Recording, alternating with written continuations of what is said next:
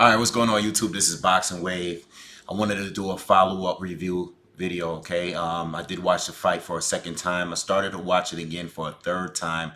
And after a few rounds, I realized that this is just a fight that is based on preference, you know? Um, I did a post-fight review, didn't like the video. I did one with my dad, and um, I didn't really like the video, okay? We were... we we we were having an intense debate while we were watching the fight. Okay, and I feel that the energy was a lot more calm by the time we made the video, and I don't feel like my dad. To be honest, my dad thought Shawn Porter got completely robbed. All right, he said a draw on the video, um, and I felt that he was being biased towards Shawn. He felt that was being biased towards Spence. I'm not no man down fanboy, Spence fanboy, anything like that. But I did predict Spence to win, and he felt that I was being biased towards Spence because I made the prediction that he was going to win. And I felt that he was doing the same thing. So we were arguing throughout the fight. There was a lot of people in the room watching the fight, but we were arguing the entire time. Okay, he made up the point. He brought up the point about the knockdown. Now the thing about the knockdown, and this is why we said that on camera. The thing is, when you watch the fight, when Porter, the second that Porter went down, you see his gloves touch the ground. But when they showed the replay a few times, him and everybody else who was in the room was unsure because in the replay you don't actually see his glove actually touch the mat in the replay because of the way the cameras were angled. But if you saw the actual knockdown, the second that he fell, you would see that his gloves did touch the mat. So that was another debate that we were having before the video. And it was just, by the time we made the video, it's just, I feel like he was just being professional, and the video didn't really come out the way that it should have came out. I thought we were going to keep that same energy we had before we made the video. So I definitely wanted to do another video. He felt that Porter got robbed. All right. I felt that the fight was, I scored it for Porter 7-5. And obviously he got dropped. So as far as points are concerned, first viewing, I had it 7-6. But after watching it again, okay, after watching it again, I gave Spence one extra round. All right. Um, then I started watching it for a third time, like I said, and then it was like one of the rounds that I switched back. So I was like, you know what? I'm not going to keep watching it no more. It's just one of those fights. We have them every once in a blue moon. We have a fight where it's just like it really could go either way. Every time you watch it, a round or two can go a different way. And, I'm going to just leave it at that. I think the fight should have been a draw. I think I needed a little bit more from both for either one of them to secure a win, but that's not how boxing works. All right. It's three people. I was watching a Keith Thurman interview, and he's like, "Listen, there's 20,000 people here in the arena. There's hundreds of thousands watching it on pay-per-view or whatever, and then you have three judges that score the fight. Three different opinions. We have to base it on those three. There's a lot of people that I respect. I hear their opinions, and I totally disagree with them. And that's just how boxing works. All right. So I think it's one of those fights where, like I said, I watched it twice, and let me tell you, my scorecard from the first time I saw it to the second time I saw it, even though I still scored it almost identical, it was almost identical as far as how many rounds each one. 6-6, the second viewing, 7-5, the first viewing.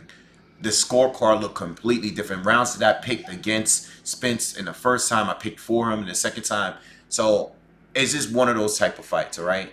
All right, so moving on. The fight. One thing that I did realize the second time I watched the fight is that Shawn didn't land a lot of shots that I thought he landed, okay? A lot of shots were blocked by Spence that I counted the first time I watched the fight, okay? Shawn was normally let me speak on Shawn. Shawn was doing what Shawn does, okay, in every fight. I heard people saying that this is the best they ever seen Shawn. I don't think so. Okay, I went back, watched the Kell Brook fight, watched some of the Ugas fight, watched some of the Danny Garcia fight. Okay, I watched some of the Keith Thurman fight. I watched some of other Shawn Porter fights because I wanted to compare how he fought here compared to his other fights. And I don't think Shawn was a better fighter per se. He probably is better overall, because he has more experience. He's fought a lot of welterweights, you know what I'm saying? He's been in there with a lot of guys. So it's very easy for me, a lot of top guys. So it's very easy to compare his performance against everybody else. He's been in there now, officially been in there with every top welterweight outside of Floyd Mayweather and Manny Pacquiao and some of the other guys that was over on HBO, like a Tim Bradley, Marquez, and stuff like that. But outside of those guys, he's been in there with every other Showtime PBC top fighter. He's been in there with them all. So I can easily, and some other guys that's not with them as well. So I can easily compare and assess and just compare what he was doing in this fight. And from what I saw, Shawn was doing what Shawn normally does. The only difference in any fight that I see in Shawn Porter is when he fought Ugas, because I felt like Shawn was fighting in a way where he thought he can outbox Ugas, and he didn't really adjust well in that fight, and he kept getting countered over and over and over again. He didn't make it an aggressive fight. He chose not to, because there was opportunities where he could have. I know Ugas was a good counterpuncher. He was timing him right, but I felt Shawn Porter could have pushed harder in order to make it a really rough, aggressive fight like he did against Spence, Thurman, Kell Brook, and everybody else, Danny Garcia. And I think he didn't really do that, all right? So when I look at Shawn Porter, I don't feel like he was doing anything different. I think sometimes, like, I look at Shawn Porter similar to Manny Pacquiao, where he's kind of hard to prepare for. Like, you can't really prepare for him because he's very awkward. He's very physically strong. He's very explosive, and he throws punches from weird angles at times. And he's a very, very high volume puncher. Okay, so I think Shawn Porter, uh, I think with him, I think sometimes, even though I don't think he's a superior boxer overall to Spence, there was points in this fight where he was outboxing Spence, definitely, all right? But I think Spence was just more shocked by his speed. Shawn is very, very light on his feet, and he explodes at any moment. He dashes in very quickly, similar to Manny Pacquiao. He doesn't have a straight left hand, a powerful punch like Manny Pacquiao does, but he is very quick. His jabs are very quick, and sometimes it's really hard to tell what he's coming with. He's not really that predictable. Okay, not as predictable as many of us. We totally underestimate Shawn at times, and I think with Spence, right? And I don't think Spence was exposed in this fight, because for me to say that he was exposed, that would be me saying that I don't think he could beat all these other guys that's in welterweight just because of this one performance. He did beat Kell Brook, a guy that I didn't think he would beat. Mikey Garcia didn't think it was a big deal that he won that fight. I thought that was a mismatch. Lamar Peterson, good fight, but it wasn't that big of a deal that he won that fight, all right? But as far as everyone else that he hasn't faced, I still believe that Spence I would still pick him to beat Manny Pacquiao. Okay, I just think that even if Pacquiao's winning the first half of the fight, which is very possible, I think Spence in his youth would be a huge advantage for him and the other half of the fight, all right? Similar to how Keith Thurman even came back in that fight, because Pacquiao is 40. He is going to slow down at some point. And I think even if he's beating Spence, if he hasn't knocked Spence out, Spence is going to come back and win, okay? Keith Thurman, I still feel that Spence can beat Keith Thurman. I still feel that Spence can beat Danny Garcia. Now, I'll talk more about that in a separate video. I'm going to leave all the other fighters and all the other fights at welterweight. I'm going to make another video talking about that. But in this, as far as him being exposed, I always wondered two things. How does Spence, and I said this in a prediction video, how does Spence take punches to the body? Okay. And another thing is, how is he when he's fighting backwards? All right. One thing is, you can take away his jab, and that's what Shawn Porter did. Okay. Spence's jab wasn't really that relevant in this fight like it was against Lamont Peterson and Mikey Garcia.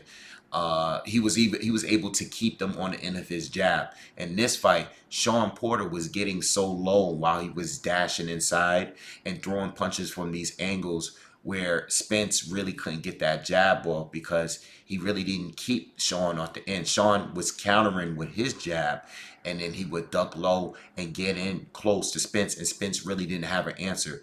Spence did okay with counter punching. I noticed that he had to fight and counter and try to time Shawn when he would lunge in, and he would also counter Shawn by, Shawn would start swinging wildly, and Spence will come up and throw some hooks and counter Shawn, which was pretty good. But overall, Spence's biggest issue is how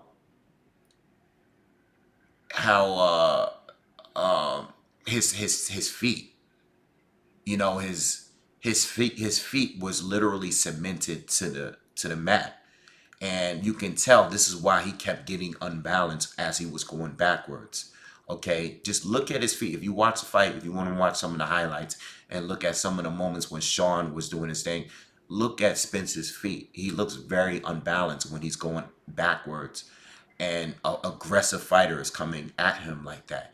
He doesn't have the light feet, like a Keith Thurman who moves well going backwards, laterally and stuff. Kell Brook, who moves extremely well, was throwing jabs while moving and keeping Shawn on the end of his jab. Okay, uh, Kell Brook was able to step back while Shawn would get in and keep throwing the jab. Would keep him on the end of his jab. Shawn would, and then by the time when Shawn did get in, Kell Brook was just tied up. So Shawn really couldn't get the punches off like that. But Shawn, if you go back and watch the Kell Brook fight, Shawn was fighting the same way he was fighting in this fight. It's just that he wasn't as effective.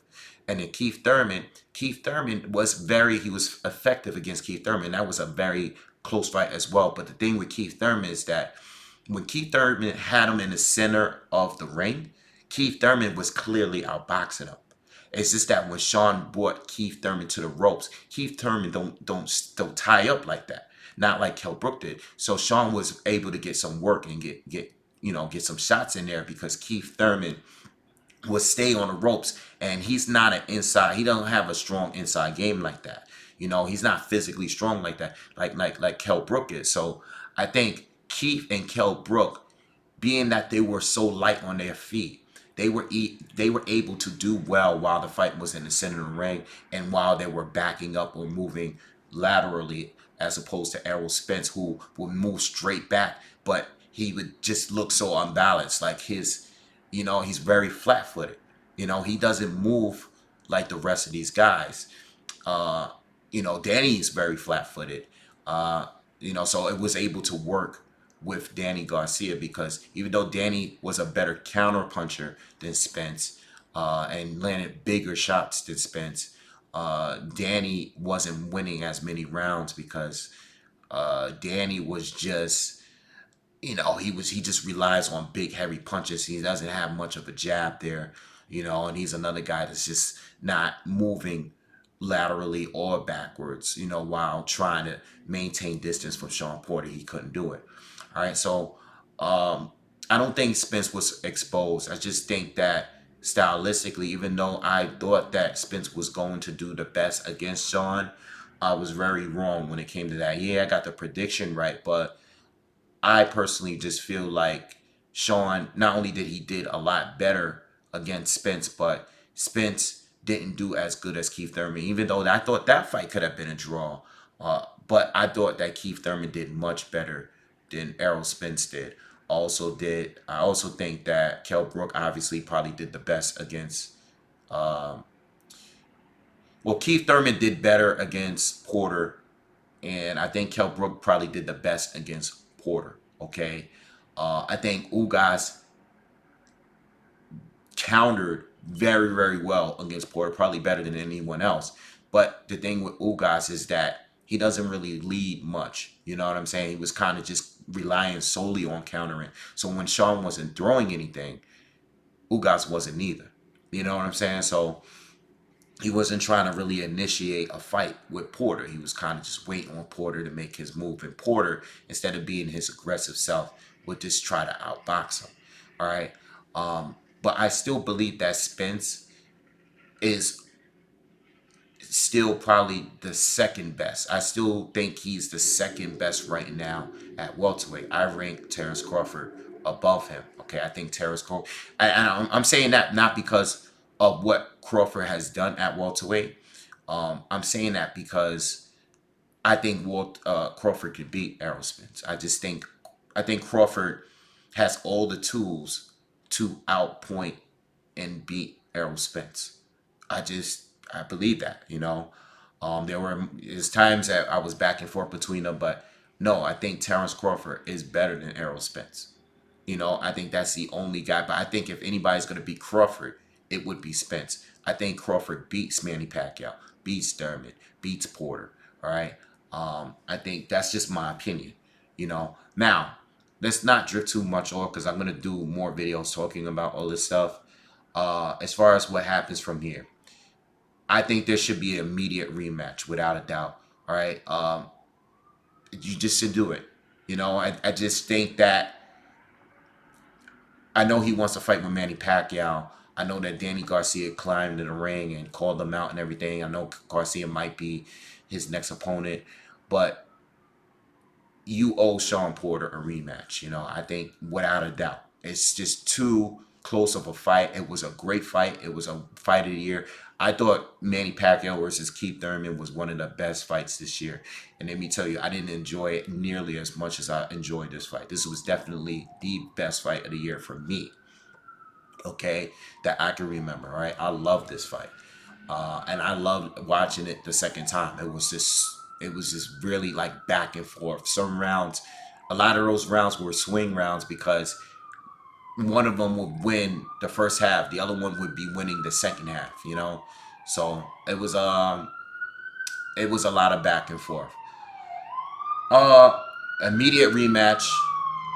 I'm really surprised that Porter didn't push for that in the post press conference.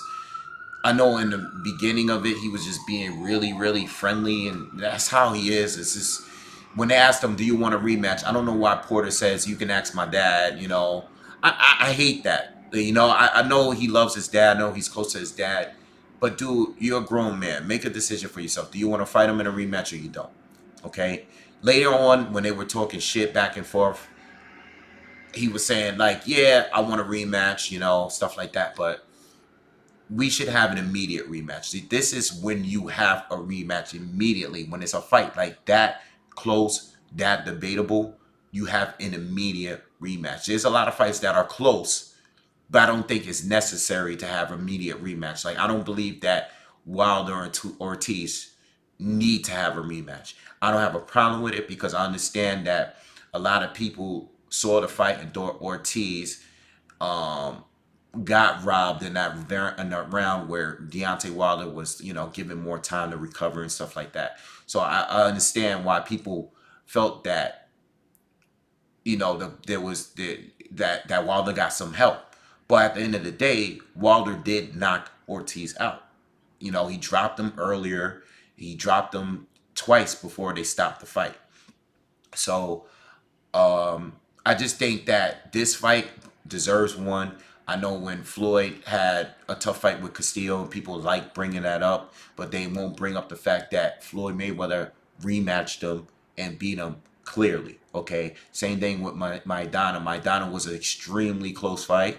Okay, Maidana definitely won 5 of the first 6 rounds clearly. All right, but Floyd won the fight and they had a rematch. And you know, it is what it is. It was a really, really close fight. I'm not going to argue it. You know what I'm saying? Whether or not I want to see the rematch, it is what it is. It was a close fight. So I felt like Spence should fight Porter again.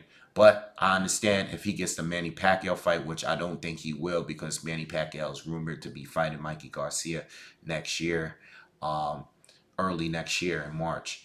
I don't know if he's going to get the Manny Pacquiao fight. And if he fights Danny Garcia, you know, I'll talk about that in another video. But I want an immediate rematch right away. You know, that's what I would like to see. You know, But I don't think Errol's been exposed. I don't feel like Errol's a top five pound for pound fighter though. A lot of people say that. A lot of people have him in their top five list. Like official websites have Errol high up there. I don't have him in a top five pound for pound. I think he could be in a pound for pound, but I don't know. And then about him moving to 154, I don't want that to happen. I don't want that to happen. It has nothing to do with him not me thinking he can't compete up there.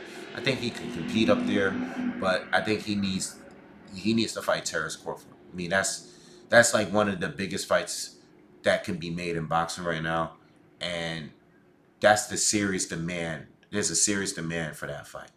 People, the fanboys are gonna sit here and act like that's not a big deal. And Crawford didn't do anything at welterweight.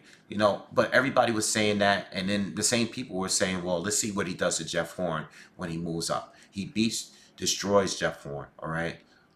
People will try to downplay that win, but we saw what happened when Jeff Horn fought Manny Pacquiao. Even if you thought Manny Pacquiao got robbed, Terrence Crawford performance against Jeff Horn was way better than Manny Pacquiao's performance. Can't even compare the two.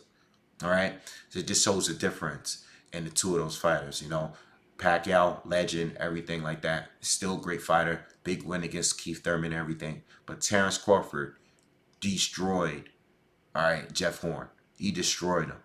All right. So, and I think people don't give him enough credit for doing that and fighting bigger guys, the bigger guys that he's been facing at 147. All right. He could be fighting better fighters, but those guys do not want to fight him. That is not his fault. And that's including Errol Spence. All right. He wants to fight the PBC guys first, and all the rest of the PBC guys that's available don't want to fight Crawford. All right, so it is a lot of PBC guys was ducking Spence. All right, but at the end of the day, they all were ducking Terrence Crawford. At the end of the day. So I'm gonna leave it at that. Definitely gonna put out more videos talking about this fight, but I don't think anyone got exposed. I just thought the fight was closer and more competitive than we thought. Um, Spence is gonna get some heat because at the end of the day, he has a lot of crazy fan base. His lot of his fanboys are on here. You guys already know who they are. Uh, and Spence talks a lot of shit. He was talking reckless uh, about Shawn Porter leading up to this fight, and whatever whatever he gets from it, it's gonna come his way. It's part of the game. The same thing happened recently with Teofimo Lopez. Um, he had a tough fight, and he's talking a lot about Lomachenko, and people went crazy after he had his last fight, and it was a competitive fight. But I personally just thought that the guy he fought was a tough fight.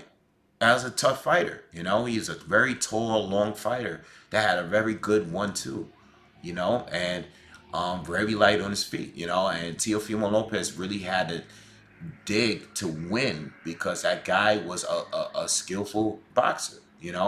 But being that you talk so much, the heat is going to come your way. If you're humble, people are not going to really say too much. You know what I'm saying? But when you talk so much, like Spence was, then people are going to come at you like the way that they are and say that you got exposed and that you're overrated. I think he's overrated if you're one of his fanboys that just think that he could beat everybody. Those guys, yeah, they overrate him.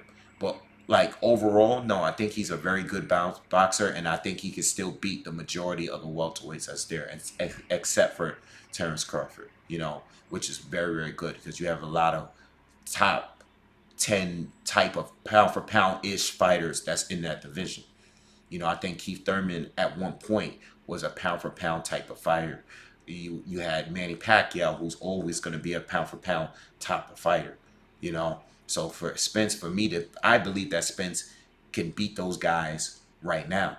You know, um, I just don't think he could beat Bud, but that's just my opinion. You guys may disagree with that, but anyway, I'm gonna leave it at that. I'll see you guys on the next video. Peace.